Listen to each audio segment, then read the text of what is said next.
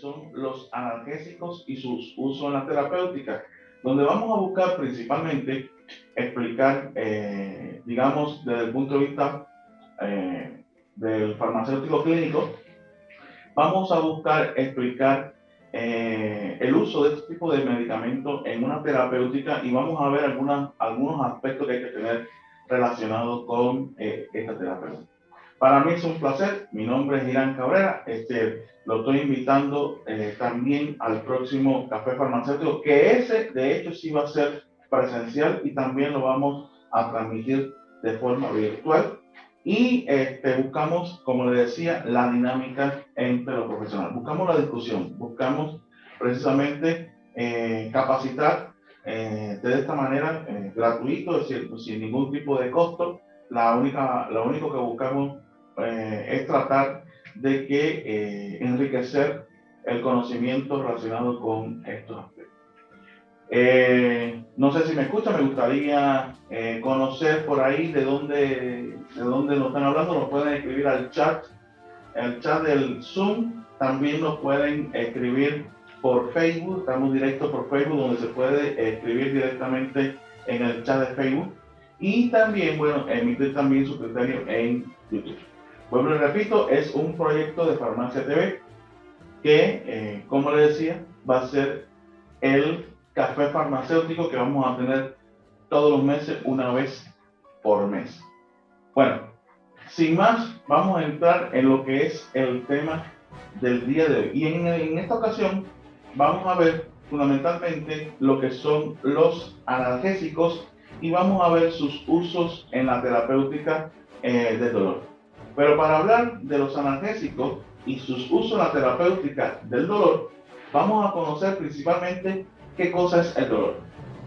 Bueno, el dolor, para tener una idea desde el punto de vista de este padecimiento, es una experiencia displacentera, es decir, es una experiencia desagradable que por lo general está asociado a un daño ístico, es decir, un daño de un tejido que es real o potencial y nos va a transmitir, es decir, nos va a comentar sobre el posible síntoma de alguna enfermedad o el padecimiento de alguna enfermedad en sí mismo.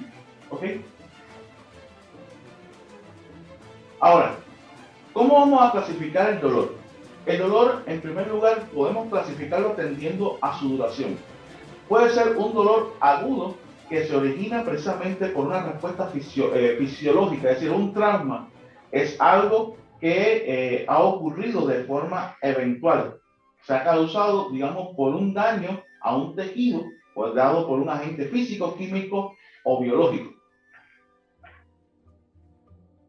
También el dolor, este tipo de dolor, es decir, el dolor agudo, nos va a dar una alerta. De hecho, es una defensa que tenemos en el organismo que nos va a dar una alerta de que está ocurriendo un determinado daño, es decir, va a ocurrir o está ocurriendo o nos está alertando de que estamos siendo sometidos a un determinado daño y que debemos responder inmediatamente. El dolor agudo principalmente es un dolor temporal que desaparece precisamente por la reparación del daño. Una vez que se ha eliminado o se ha restablecido el daño originado por este agente físico o este agente biológico, evidentemente va a desaparecer este tipo de dolor. ¿Sí? Y por último, el dolor agudo hasta cierto punto puede representar un síntoma de alguna enfermedad que va a ocurrir o está ocurriendo. Y esto es también una alerta para poder tratar a tiempo un padecimiento y con esto poder darle el tratamiento adecuado y poder darle la solución inmediatamente. ¿Sí?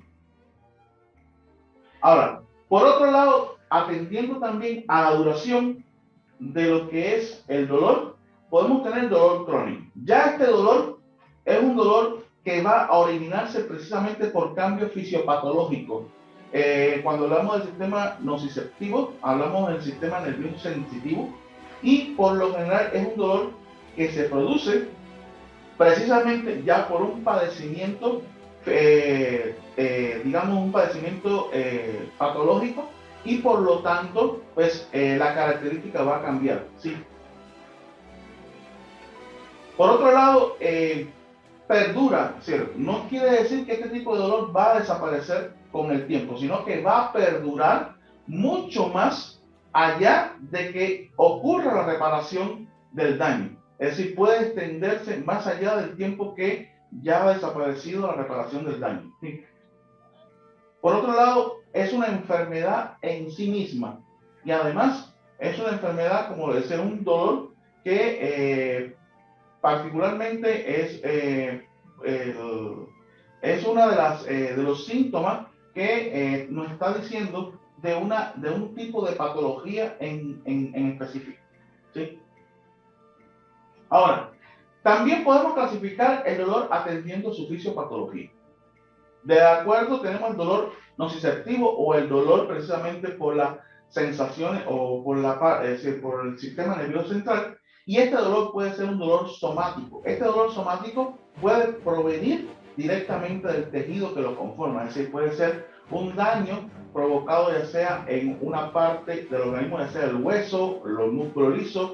Es decir, bueno, el cerebro no duele, pero el músculo liso cerebral es la causa por la cual muchas veces sentimos ese dolor de cabeza, la médula ósea. Es decir, son, digamos, el dolor que se siente en la parte principalmente motora, en la parte somática.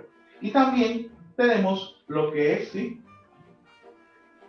el dolor visceral. Este dolor ya proviene de precisamente de una situación de, digamos, un daño en algún órgano visceral, y por lo tanto es un dolor que es totalmente deslocalizado, no tiene precisión, pero además tiene otra característica que vamos a ir complementando para que se tengan idea de cómo se va a ver un paciente que nos está diciendo que a través de un dolor va a estar padeciendo de una determinada enfermedad, ¿sí? Ahora, tenemos el dolor neuropático. Imaginemos que usted, por alguna consecuencia, pierde un órgano y usted, digamos que Dios no lo quiera, pierde un brazo. Sin embargo, usted está sintiendo el dolor de un dedo del brazo que usted perdió. Evidentemente, ese dolor es provocado por un daño somatosensorial. Es decir, quiere decir que es un dolor que se ha producido por un cambio en la conducción del sistema nervioso central, y por lo tanto van a existir transmisores que van a amplificar ese dolor como si todavía existiese ese órgano. Por tanto, eso se conoce como dolores neuropáticos y normalmente no es tratado de la misma forma que se tratara un dolor, digamos, desde el punto de vista nociceptivo, ¿sí? También tenemos el dolor nociplástico, que se manifiesta como un dolor donde no hay un daño visceral, es decir, no hay un daño como tal. Sin embargo, se piensa, no está muy claro todavía, pero se piensa que este dolor haya sido provocado, digamos, por una inhibición de aquellos, digamos, aquellas neuronas que logran inhibir la transmisión somatosensorial, es decir, aquellas transmisiones que se van a destinar para inhibir las sensaciones, o en este caso, las sensaciones sensitivas, pues evidentemente tienden a ser reducidas, y como consecuencia se va a amplificar una transmisión de una sensación, y no existe como tal un daño que involucre la aparición de este tipo de dolor. Por ejemplo, tenemos la fibromialgia, el dolor de espalda, que es a veces, muchas veces inespecífico, el colon irritable, o como le llaman aquí, la colitis, entre otros, ¿sí? Tenemos el dolor también atendiendo a la etiología, que es, por ejemplo, el dolor oncológico. Ya esto es un dolor que es de más largo tiempo, incluso involucra, no está del todo claro, pero involucra diversos mecanismos. Después vamos a conocer cómo se desarrollan algunos mecanismos del dolor, ¿sí? Por otro lado, tenemos el dolor que no es oncológico e incluye algunos dolores que son secundarios, pero que no está involucrado un proceso oncológico, es decir, es un dolor no oncológico, ¿sí? Ahora bien, también podemos clasificar el dolor atendiendo a su intensidad. Puede ser leve, moderada e intenso. Ya hemos visto que podemos clasificar el dolor de acuerdo a su duración. Puede ser agudo, puede ser crónico, de acuerdo a su fisiopatología. Puede ser un dolor nociceptivo, puede ser un dolor neuropático, puede ser también de acuerdo a su etiología, puede ser un dolor oncológico, no oncológico, pero también podemos clasificar el dolor de acuerdo a su intensidad. Y puede ser un dolor leve y un dolor moderado e intenso. Y de acuerdo también a esto, van dedicados los tratamientos. Ahora bien, ¿cuáles van a ser las sintomatologías que están vinculadas al dolor? En primer lugar, son signos y síntomas lo que le va a permitir a un profesional, en este caso a un médico, le va a permitir conocer el origen, o sea, obtener una idea o una precisión mucho mayor acerca del dolor para poderlo tratar. Y lo primero, en el caso que se hace, es tratar de identificar o de tratar de conocer cómo el paciente va a describir ese dolor, ¿sí? Es decir, usted necesita conocer cuál es la frecuencia del dolor, ¿sí? ¿Dónde se localiza el dolor? La intensidad del dolor. Ahora, ¿qué pasa? Con esto, ¿qué es lo que estoy buscando? Estoy buscando algunos de los objetivos, es decir, estoy buscando determinar si el dolor es agudo, es crónico, es canceroso, si el dolor es, digamos, un dolor nociceptivo, es un dolor neuropático, qué características va a tener el dolor para precisar, de acuerdo a esa característica del dolor, pues tener una idea de cuál va a ser el objetivo al cual yo voy a seguir para un determinado tratamiento.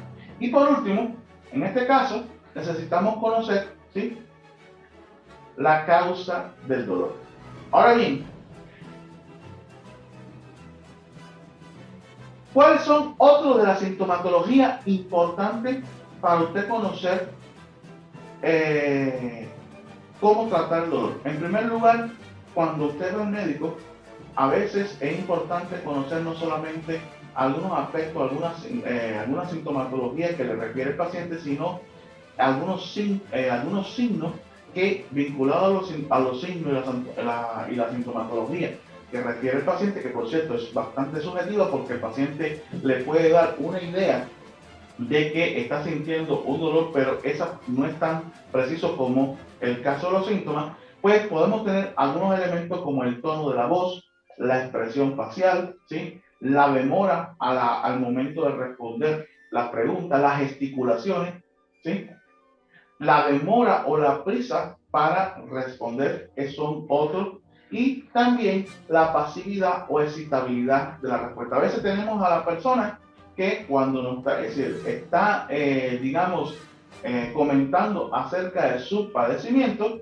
pues evidentemente va a manifestar diferentes elementos, va a manifestar diferentes características que le va a referir al profesional médico, en este caso, una idea de lo que está sucediendo con el paciente, y nos va a dar una idea también de hasta qué punto o en qué situación está manifestándose digamos, este padecimiento, que nos va al mismo tiempo pues guiarnos a darle una respuesta farmacológica o no farmacológica, en este caso, para cada tipo de paciente.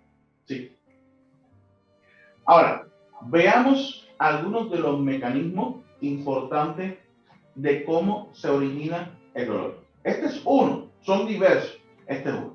Y comienza principalmente con la liberación de calcio. Este calcio se encuentra dentro de lo que es el retículo endoplasmático liso, que pueden ser liberados, y de hecho son liberados con determinada frecuencia, o también pueden penetrar desde el exterior de la célula. Y una vez en el interior, pues activa lo que es una enzima conocida como la fosfolipasa 2, y esto va a dar origen a lo que es el ácido araquidónico. Este ácido araquidónico es uno de los precursores principalmente de enzimas como la ciclooxigenasa 1, que esta ciclooxigenasa 1 es una enzima que es, digamos, constitutiva, es decir, se encuentra principalmente en la mayoría de los órganos y va a dar como resultado que cuando se biotransforme o actúe sobre el ácido araquidónico, pues origina determinados tipos de eucosanoides, como son las prostaglandinas, que van a tener determinadas funciones. Estas prostaglandinas, pues una vez que se elabora, es decir, van a estar elaborándose en determinados órganos como riñones, vasos, pulmones, entre otros, y van a tener acciones específicas que, pues, hasta cierto punto, pues permite el funcionamiento del organismo. Por ejemplo,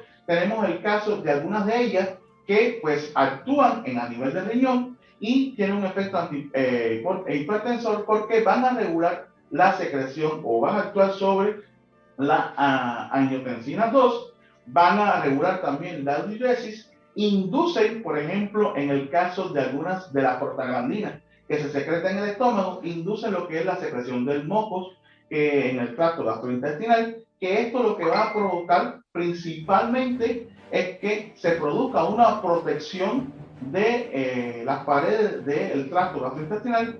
Van a manifestar un efecto antialérgico o un efecto broncodilatador. Muchas de las enzimas que se secretan a nivel de los pulmones, pues producen una broncodilatación, una vasodilatación también, y están relacionados precisamente en el caso del útero, están relacionados con inducir el parto, es decir, provocan o ayudan a inducir el parto. También, por lo general, ¿sí?, a partir de esta enzima se van a originar otros tipos de eutacoides que son los trombosanos. Y estos trombosanos juegan un papel importante en lo que es la agregación plaquetaria. De hecho, es un eutacoide que principalmente, un eutacenoide que principalmente, pues, regula lo que es la hemostasia en este caso, de la sangre, y permite mantener las propiedades químico-físicas de la sangre. Hasta aquí todo está muy bien. Pues bien, también el ácido araquidónico, y esto es importante, es un precursor de otra de las enzimas, que es la lipocigenasa. Y esta lipocigenasa, una vez que biotransforma el ácido araquidónico, pues produce lo que son los leucotrienos, que juegan un papel importante en lo que es la secreción de las citoquinas. También juega un papel importante como broncoconstrictores, ¿sí? Y está vinculado también a lo que es la generación de anión superoso. Pues son los leucotrienos, ¿sí?, los mayores alergénicos, o son los responsables de las mayores reacciones alérgicas que ocurren en los organismos. Como las prostaglandinas también se van a encontrar en muchas células y pueden ser o son enzimas constitutivas. Ahora, quería decir aquí mismo que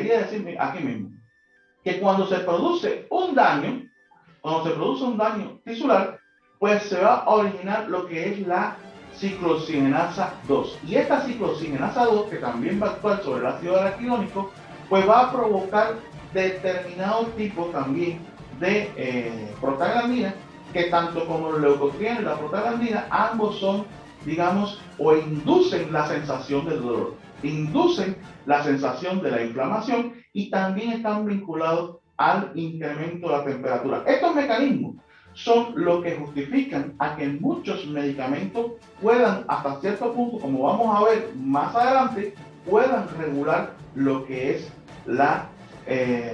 o el dolor, en este caso, ¿sí? Ahora, una vez que se ha determinado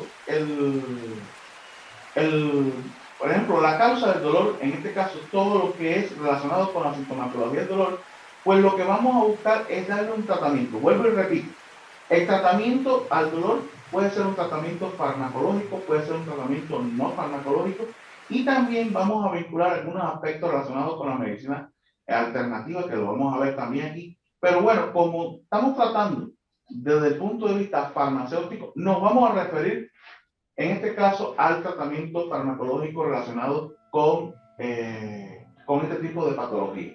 Y en estos casos vamos a ver lo que son los analgésicos antiinflamatorios no esteroideos, vamos a ver los analgésicos opiáceos, Los coadyuvantes del dolor, que muchas veces no son precisamente fármacos que se empleen para el tratamiento del dolor, pero que sí contribuyen a mejorar y vamos a explicar después cuál es la estrategia que se usa en este sentido y por qué motivo se usan estos coadyuvantes, pues contribuyen hasta cierto punto mejorar lo que es el tratamiento a estos tipos de pacientes.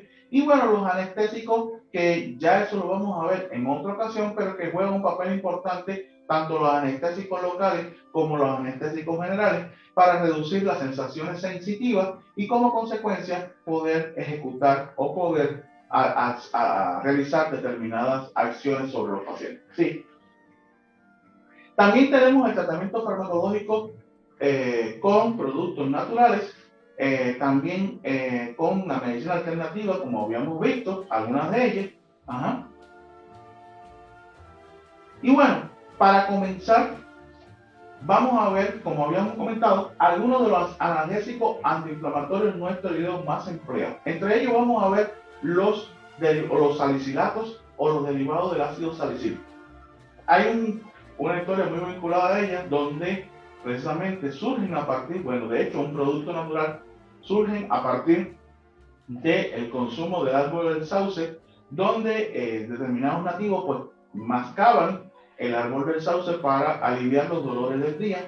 Y bueno, posteriormente esto fue la causa que dio origen a lo que hoy conocemos ampliamente y es uno de los medicamentos más antiguos y que actualmente se emplea en la terapéutica, que es la aspirina, aunque su uso digamos, se resume principalmente a un reducido, digamos, a un reducido tratamiento. También tenemos el diflunisal, que, bueno, es un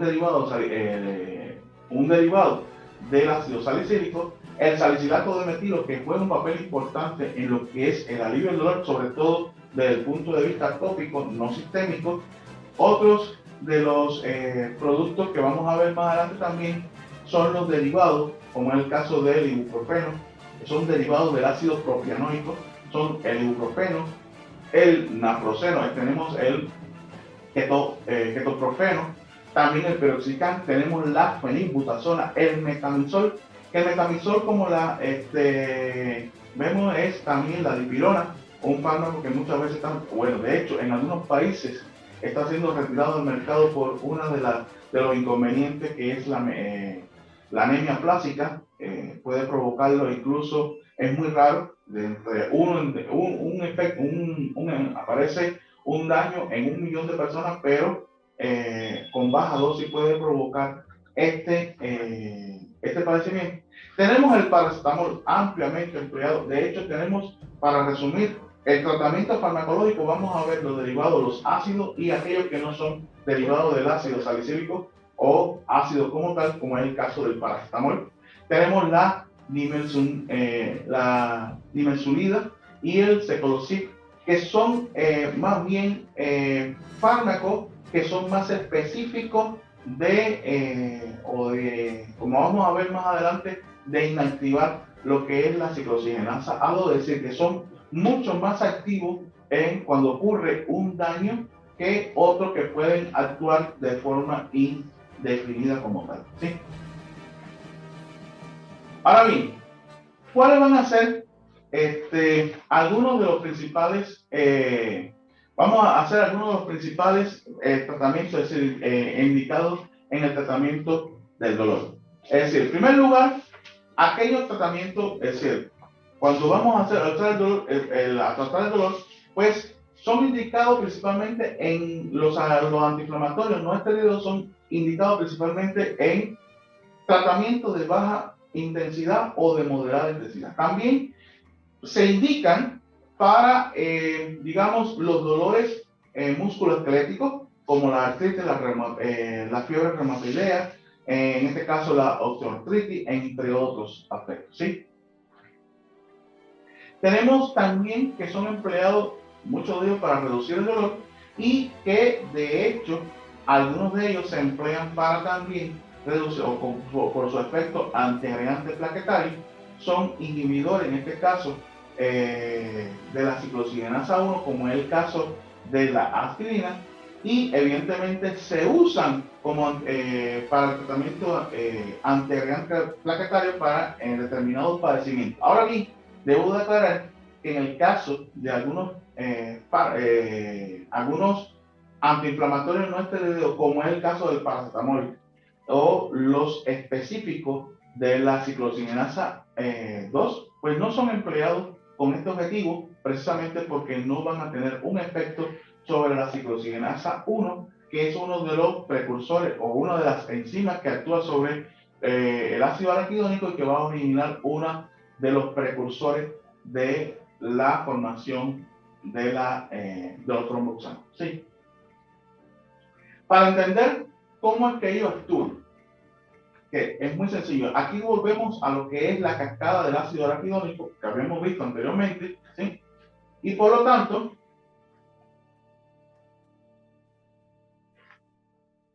vemos que los AINES, en este caso, en su gran mayoría, van a actuar sobre lo que son la ciclosigenasa 1 y la ciclosigenasa 2.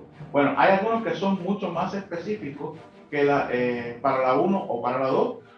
Por ejemplo, el caso de los salicilatos son específicos para cualquiera de los dos, aunque volvemos a recalcar que la aspirina es mucho más específico para la ciclosigenasa 1 y por ese motivo se usa como antiagregante plaquetario. De hecho, en algunos casos es el de primera elección o el que seleccionamos en primera elección como antiagregante plaquetario. Una vez que ocurre esto, pues evidentemente se inhibe la secreción de la prostaglandina y también tiene como efectos adversos que pueden provocar, algunas que otras impedimentos o algunas alteraciones en lo que es la, agregación plaquetaria.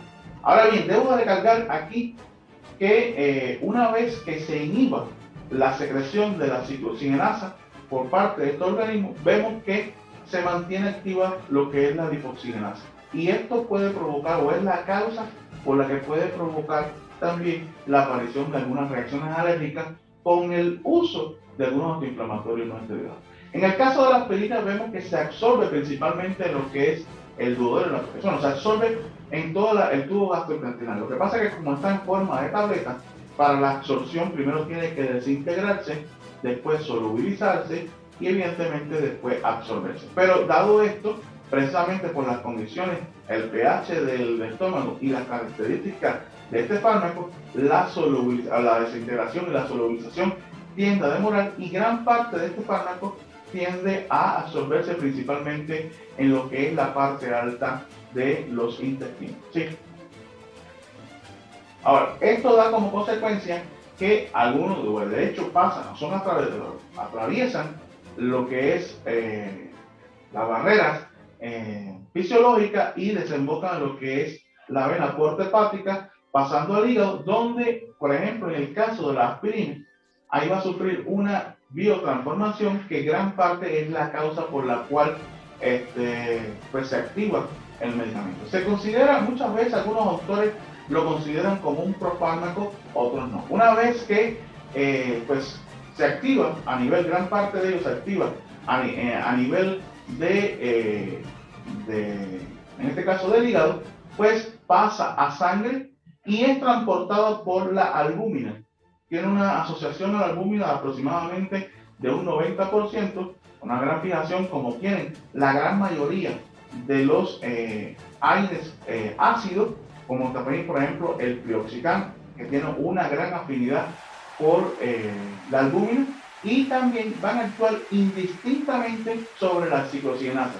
Lo que vuelvo y recalco, en el caso de la aspirina, actúa principalmente sobre la ciclosigenasa A1, y esta es la razón por la cual también una vez que actúan de este nivel, pues son muchas de las reacciones adversas que se involucran con estos tipos de fármacos. Ahora bien, una vez metabolizados, gran parte de ellos se eliminan como compuestos salicúricos por los riñones, también como combinaciones glucoronadas. Ahora, veamos cómo es que hace el efecto antipirético. Es cierto que ya vimos que la aspirina es capaz de bloquear lo que es la secreción de prostaglandina.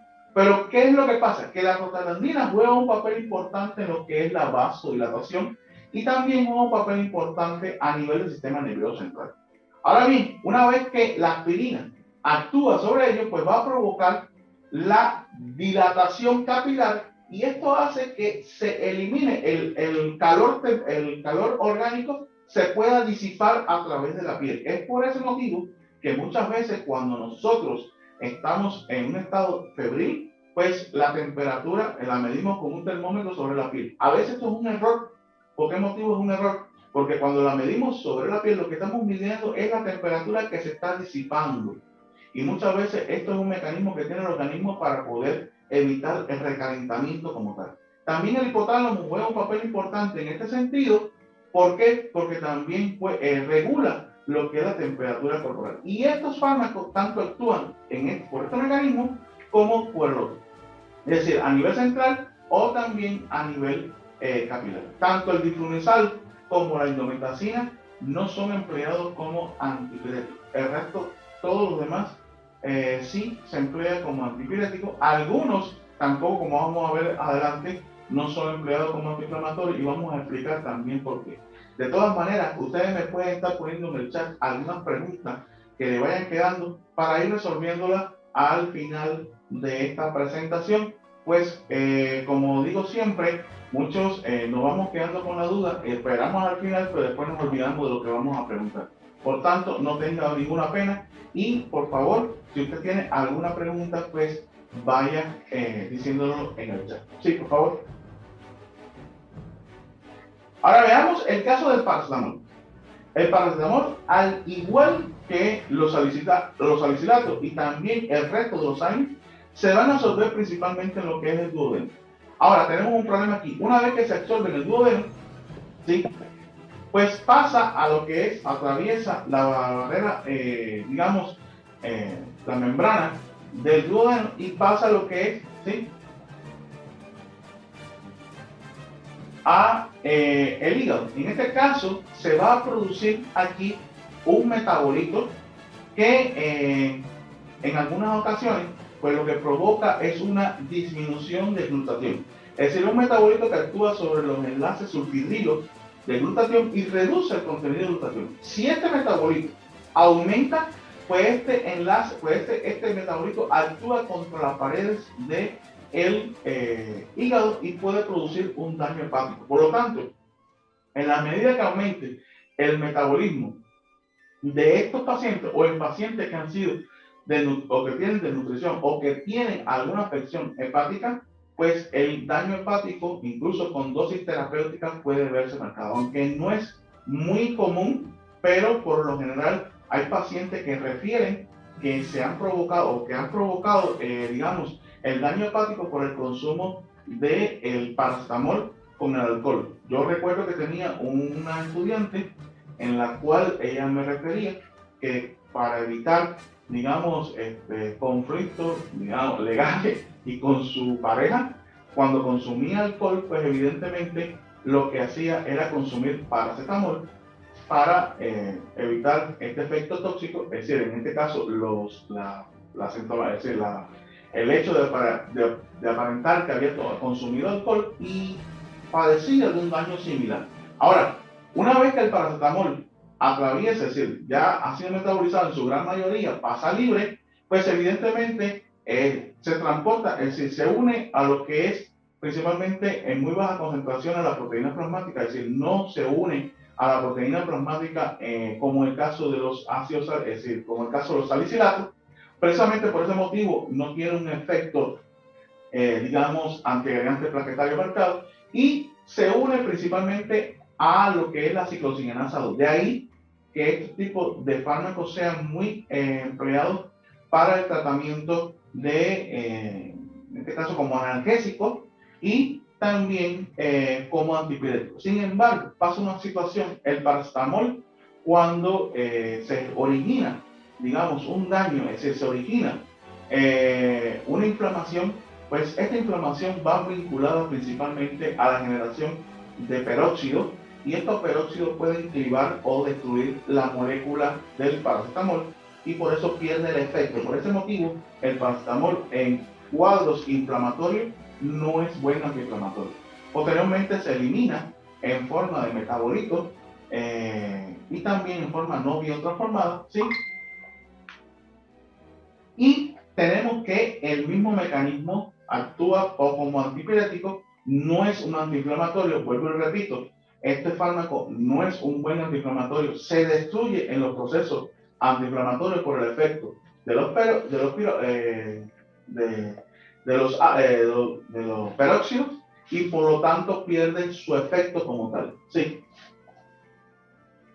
Ahora, veamos algunas de las reacciones adversas. Primero, precisamente como los antiinflamatorios no esteroideos, sobre todo los salicilatos, actúan sobre lo que son las prostaglandinas constitutivas, es decir, las que son generadas por la ciclooxigenasa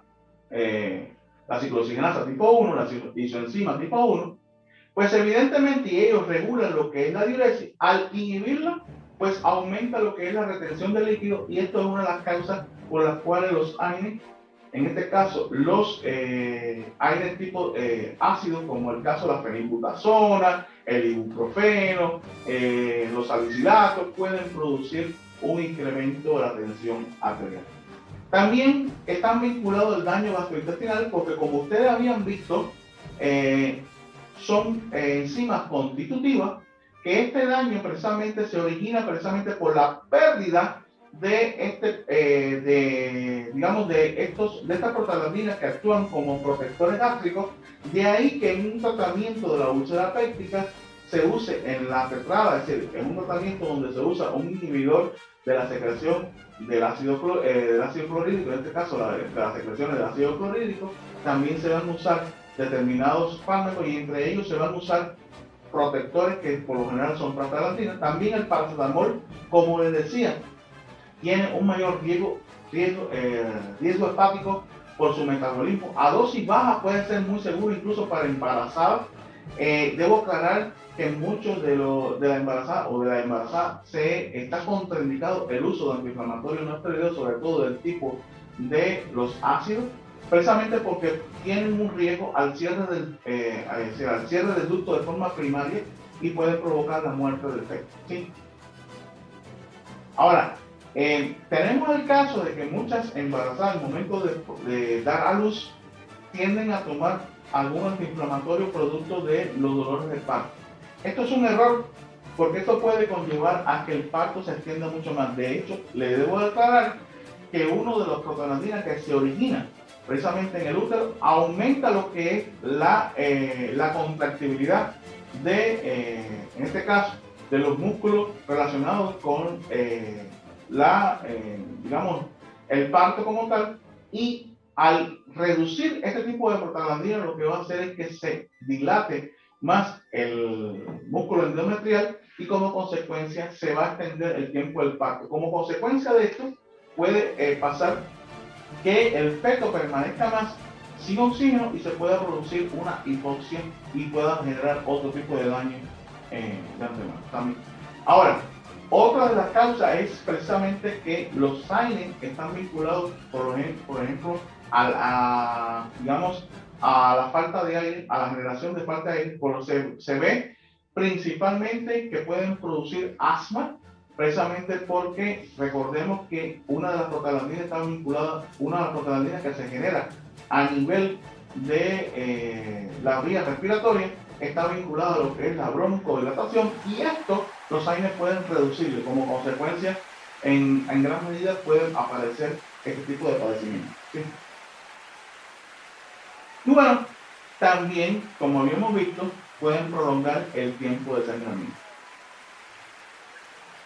Por último, tenemos el caso del Cecolosib, que está contraindicado en pacientes alérgicos a la sulfonamida. Esto hay que tenerlo en cuenta, es un fármaco específico para el tratamiento de la ciclooxigenasa A2. Y la combinación entre AINES aumenta la toxicidad. Esto es bueno aclararlo porque muchas veces pensamos que combinar, y aquí se acostumbra mucho combinar fármacos, pudiera pues hasta cierto punto potenciar el efecto de algún dolor. Y debo aclarar que la combinación entre AINES, pues lo que puede provocar es un incremento de todas estas reacciones adversas, y como consecuencia, pues lejos de ayudar, lo que hace es de favorecer el tratamiento en algunos pacientes. Ahora bien, ¿qué factores de riesgo ustedes deben tener con el uso de los AINE? En primer lugar, la edad del paciente, los mayores de 60 a 65 años, pues están mucho más expuestos a que aparezcan estos tipos de efectos adversos, ¿sí? Antecedentes de úlcera péptica. Bueno, ya habíamos visto las consecuencias del uso de los AINE cuando tenemos úlcera péptica. Pues evidentemente reducen lo que es la protección del estómago, ¿sí? Tenemos también que, bueno, se deben evitar, a no ser el caso del paracetamol, pero se deben evitar principalmente el paracetamol y el metamizol, hasta cierto punto no son fármacos que producen sangramiento y por lo tanto se pueden emplear en caso de pacientes con que tengan antecedentes de sangramiento intestinal. Son mucho más seguros en este tipo de pacientes, ¿sí? Ahora, el uso de corticosteroides, anticoagulantes o consumo de alcohol, esto puede provocar también un incremento de las reacciones adversas. Ya habíamos visto qué pasaba con el uso de alcohol en pacientes que consumen paracetamol, ¿sí? O viceversa. Y bueno, aquí mostramos también, en esta parte, mostramos un perfil de los AINE que bueno, está de acuerdo también, resumido, de acuerdo a su poder analgésico, como es el caso de aquellos que son mucho más poderosos, como el ibuprofeno, el ketorolato, el metamizol, también, por ejemplo, sí. Los más rápidos, el metamizol, el paracetamol, el ibuprofeno. Debo decir que como poder analgésico también el paracetamol es uno de los mayores que tienen poder analgésico. Como poder antiinflamatorio, la indometacina. La indometacina no se usa como antipirético porque a las concentraciones que alcanza el efecto antipirético produce alucinaciones. También el diclofenaco, el naproxeno, el piroxicam tienen un mayor poder, digamos, antiinflamatorio, pero tienen efectos sobre el sistema nervioso central, ¿sí? Y por último, los de mayor seguridad, tenemos el paracetamol, el ibuprofeno y la nimesulida, que en este caso los dos últimos son más específicos para tratar, digamos, inflamaciones, bueno, no el caso del paracetamol, pero el caso son más específicos de la ciclooxigenasa tipo 2, que como recordemos, se induce con el daño tisular, ¿sí? Ahora bien, veamos otro grupo de fármacos que son los analgésicos opiáceos. Y en ello vamos a ver los conocidos como los opioides como tal. Vamos a ver que son fármacos que actúan sobre los receptores de la endorfina. Dentro de ellos encontramos aquellos que son naturales y aquellos que son sintéticos. También encontramos los semisintéticos, es decir, que se van a generar a partir de lo natural. Entre ellos encontramos la morfina, la codeína, la papaverina, encontramos el tramadol, el fentanilo, la metadona, el proposifeno. De hecho, se conocen como narcóticos. Narcótico viene de producir sueño. Y ahí el primer fármaco que se encontró precisamente fue la morfina. Y debe su nombre precisamente al dios griego Morfeo. Precisamente por ese motivo se nombró como morfina, ¿sí? Y bueno, son fármacos que se utilizan para dolores severos, como oncológicos o dolores agudos severos. Sí. Ahora, ¿cómo es que ellos actúan? Ellos actúan sobre los receptores de la endorfina. Ellos van a actuar y algunos pueden actuar como agonistas totales, algunos otros como antagonistas parciales, que pueden ser parte agonista y parte antagonista, y otros que son antagonistas, como el caso de la nolazona. A ver, estos, una vez que se unen a sus receptores, ellos van a provocar variaciones en lo que es los electrolitos que están vinculados a lo que es la secreción del neurotransmisor, como es el caso del calcio, y van a impedir hasta cierto punto, van a provocar el cierre de los canales del calcio y van a impedir las secreciones de neurotransmisores como la catecolamina, la acetilcolina, la sustancia P, incluso algunos neurotransmisores vinculados a los receptores del NMDA, ¿sí? Y también, además de hacer esto, sobre todo los opiáceos naturales van a provocar la liberación de las endorfinas. ¿Sí?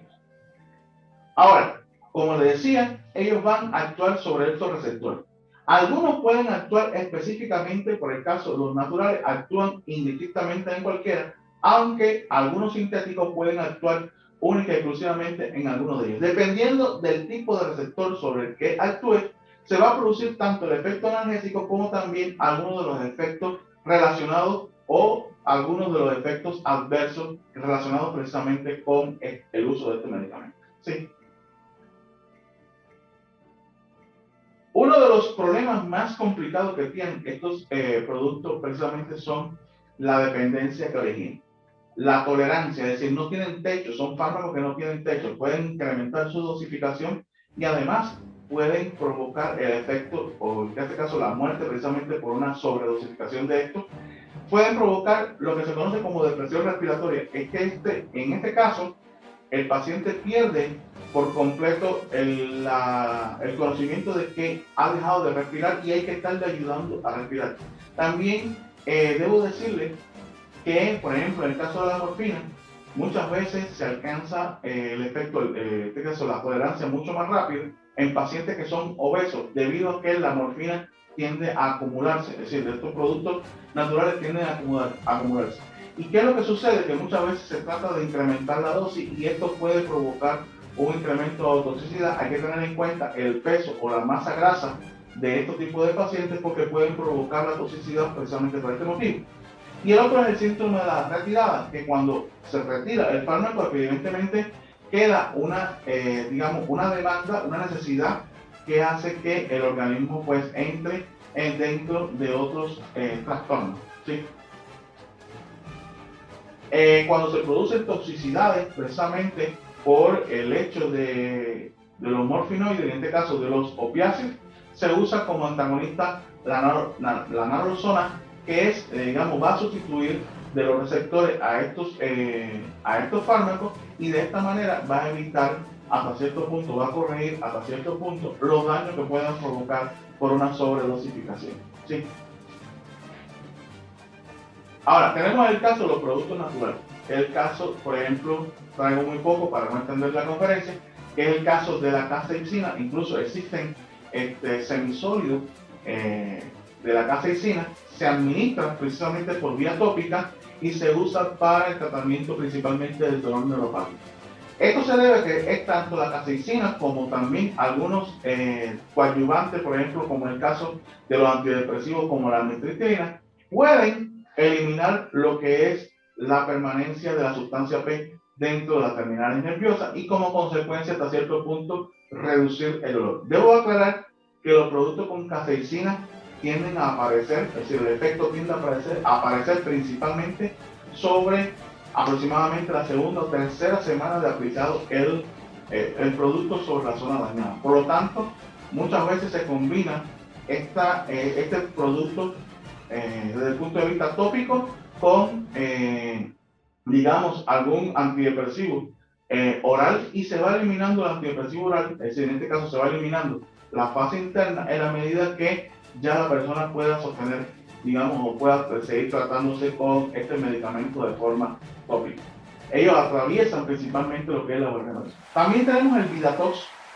Este producto es un producto natural obtenido a partir de las secreciones de un tipo de escorpión que solamente se da en Cuba, es el ecoazul, y evidentemente este escorpión tiene una mancha azul, incluso no se da en cualquier parte de Cuba, se da en una zona específica de Cuba, y ha demostrado que el producto homeopático pues reduce hasta cierto punto uno de los péptidos vinculados a lo que son las tumoraciones. No es un producto antitumoral, pero sí es un producto alternativo a lo que son el uso de los opiáceos, pues este producto no produce los mismos efectos de dependencia, pero sí es posible tratar a los pacientes que padecen de cáncer terminal con este producto y permite un efecto paliativo, darle una mejor calidad de vida a estos pacientes que están en estado terminal. ¿Sí?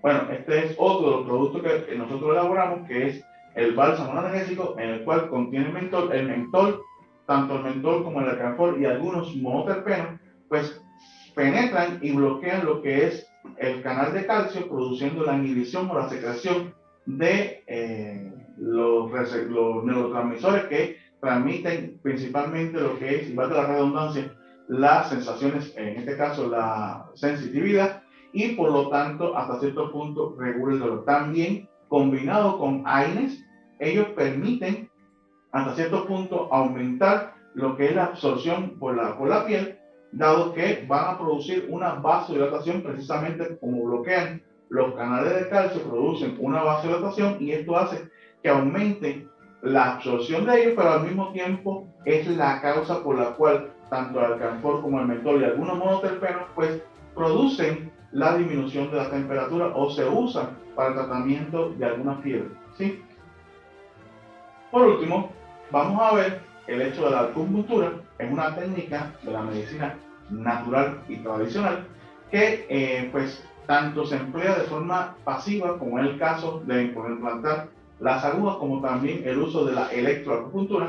Lo que busca precisamente es modificar también lo que es las concentraciones de electrolitos a ambos lados de la neurona. En este caso se plantea que tiene varios mecanismos por el cual tanto produce la inhibición de las sensaciones dolorosas, bloqueando también lo que son los canales de calcio, como provocando una hipertransmisión que como consecuencia va a inhibir lo que es la transmisión de las neuronas somatosensoriales. Bueno, hasta aquí es nuestra presentación.